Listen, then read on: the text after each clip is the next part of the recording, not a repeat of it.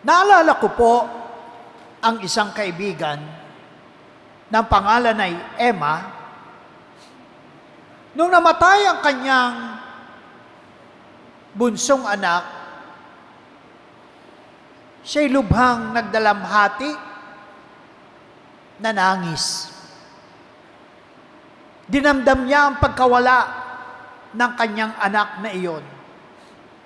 Madalas na siya'y natutulala, tahimik, walang kibo.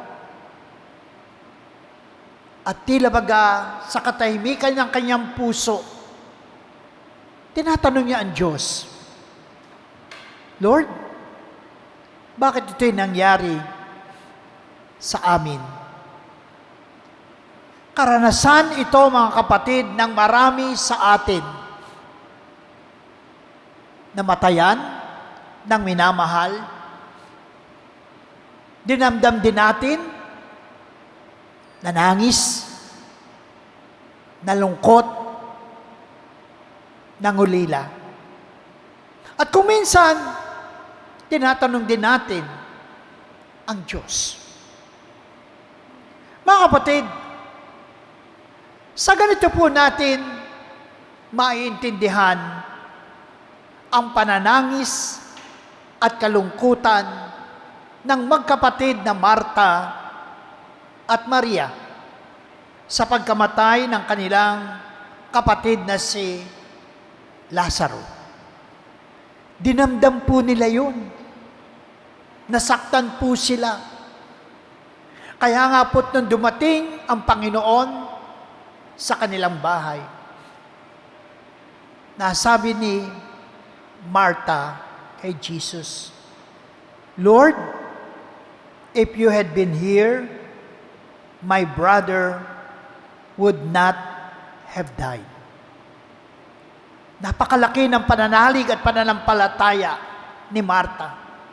Imagine, yun ang kanyang sinabi kay Jesus. At para naman maibsan ang kalungkutang iyon, ano ang sabi ng Panginoong Jesus kay Marta? Muling mabubuhay ang iyong kapatid. Ako ang muling pagkabuhay at ang buhay. John chapter 11 verse 23. Mga kapatid, sa kapangyarihan ng salita ng Panginoong Jesus, lo and behold, si Lazaro ay muling nabuhay. Brothers and sisters, our gospel reading today is teaching us important lessons in our life. Number one, yung muling pagkabuhay ni Lazaro ay hudyat ng muling pagkabuhay ni Jesus. The raising of Lazarus is an anticipatory sign of the resurrection of Jesus. This tells us the mystery of our faith in God. The beauty of our faith, mga kapatid, reminds us that there is resurrection of body and resurrection of the dead. Yes, brothers and sisters, tayo po ay naniniwala na meron pong muling pagkabuhay ang mga namatay. At tayo rin ay naniniwala na mayroong buhay na walang hanggan. After all, pinapaalaala po sa atin lagi that death is not an end, but it is the beginning of a higher stage of life. Those words can console us, lalo tigit sa mga taong dinadamdam hanggang sa ngayon ang pagkawala at pagkamatay ng kanilang mga minamahal sa buhay. Death is not an end. It is the beginning of a higher stage of life.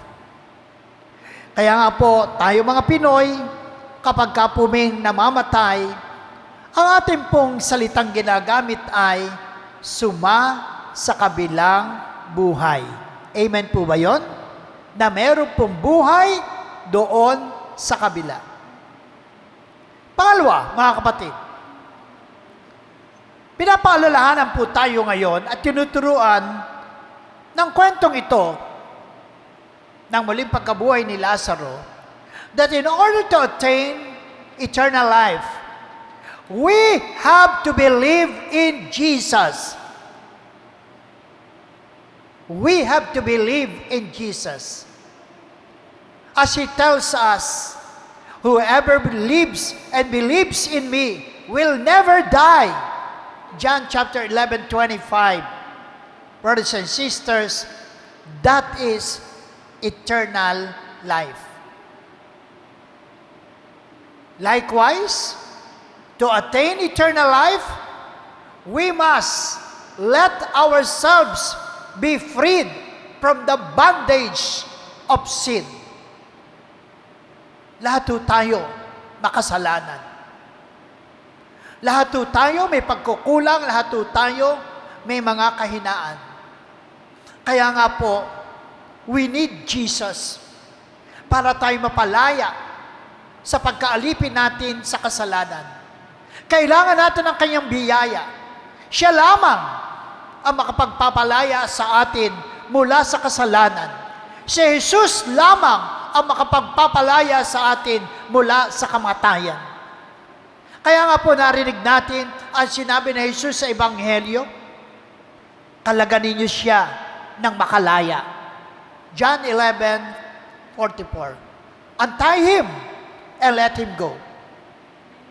Hayaan natin mga kapatid kay Kristo na tayo man po ay kalagan ng Diyos sa gapos ng kasalanan. Marami po sa atin ginagapos ng kasalanan. Kaya nga ho siguro ang buhay nating mga tao, may mga pagkakataong we are depressed, we are confused, we are afraid sapagkat tayo'y ginagapos ng kasalanan at para tayo makalaya sa gapos ng kasalanan ito, kailangan natin ang Panginoong Hesukristo. Jesus is the only answer that we may be freed from the bondage of sin. Brothers and sisters, take into your hearts that life united with the Lord gives us blessing, freedom, peace, joy, and salvation. And when we believe in Jesus, brothers and sisters, take this into your heart. You will see the glory of God. Amen? You will see the glory of God. Brothers and sisters, as we approach the end of the Lenten season and look forward to the glory of Easter, let us believe that Jesus will never allow us to be separated from Him. He is the resurrection from sin and death. Napagtagumpayan ng Panginoong Hesukristo ang kamatayan at ang kasalanan nating mga tao. Sapagkat napagtagumpayan niya ang kasalanan at kamatayan nating mga tao, tiyak na mapagtatagumpayan rin natin ang mga kasalanan, ang kamatayan, at tayo ay makararating sa buhay na walang hanggan. Amen. God bless you. Please bow your head, close your eyes.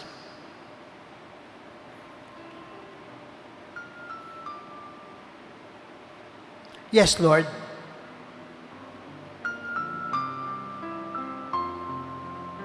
I believe in the resurrection of the dead. I believe, Lord, in the gift of eternal life. You are our God, our Savior.